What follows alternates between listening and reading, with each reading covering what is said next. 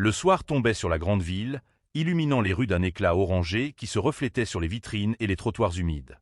Dans un restaurant élégant, où les nappes blanches et le cristal donnaient une impression de luxe inaccessible, une jeune serveuse noire s'activait avec une énergie qui trahissait la fatigue accumulée après des heures de travail.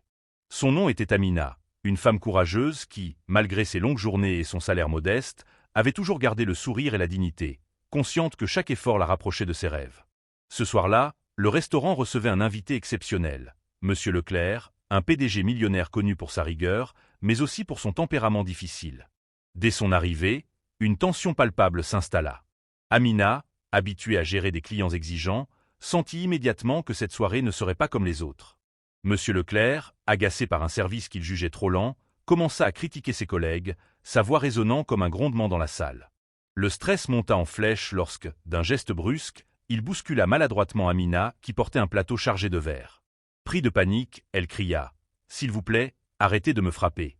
Chaque mot sortait avec une intensité qui exprimait sa peur, mais aussi son courage de ne pas se laisser écraser. Tous les clients se figèrent, et un silence pesant s'installa. À ce moment précis, quelque chose changea dans le regard du millionnaire. Pour la première fois, il vit au-delà de l'uniforme modeste d'une serveuse et perçut l'humain derrière le visage tendu. Amina, malgré sa peur, ne criait pas seulement pour elle-même. Elle exprimait sa dignité et son refus d'être humiliée. Monsieur Leclerc sentit un mélange de honte et de curiosité le traverser. Dans un geste qui surprit tout le monde, il recula et demanda à Amina de s'asseoir. Elle, encore tremblante, osa un sourire timide, incapable de cacher son soulagement. Cette rencontre, qui aurait pu être humiliatrice et destructrice, devint un moment de réflexion pour le PDG. Il réalisa combien il avait été injuste, combien son autorité et sa richesse avaient souvent masqué un manque de respect fondamental pour les autres. Pendant les minutes qui suivirent, ils échangèrent quelques mots. Amina parla de ses ambitions, de ses rêves de créer un jour sa propre entreprise et de son désir de montrer que la réussite ne dépendait pas du privilège mais de la persévérance.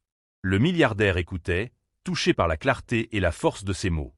Dans ce regard, il reconnut quelque chose qu'il avait longtemps oublié, la valeur de l'humanité et de la compassion. Quelques semaines plus tard, Monsieur Leclerc fit quelque chose que personne n'attendait. Il invita Amina à une réunion dans son bureau, un lieu qu'elle n'aurait jamais imaginé franchir quelques jours plus tôt. Là, il lui proposa un mentorat et un soutien pour développer son projet entrepreneurial. Amina, émue, comprit que ce n'était pas seulement une opportunité financière, mais une reconnaissance de son courage et de sa dignité. Ce geste transforma sa vie. Elle travailla avec acharnement, apprenant auprès du PDG les secrets de la gestion, de la stratégie et du leadership. Leur relation se transforma en un exemple puissant. Le respect et la persévérance pouvaient renverser des barrières sociales et financières.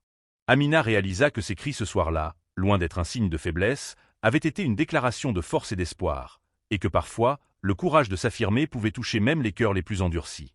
De son côté, Monsieur Leclerc comprit que sa richesse n'était pas seulement dans son compte en banque, mais dans sa capacité à changer des vies et à reconnaître la valeur de chaque individu, peu importe son statut. Cette rencontre, qui aurait pu être un incident banal et oublié, devint un symbole inspirant pour tous ceux qui doutent de leur pouvoir de se défendre et de transformer le monde autour d'eux.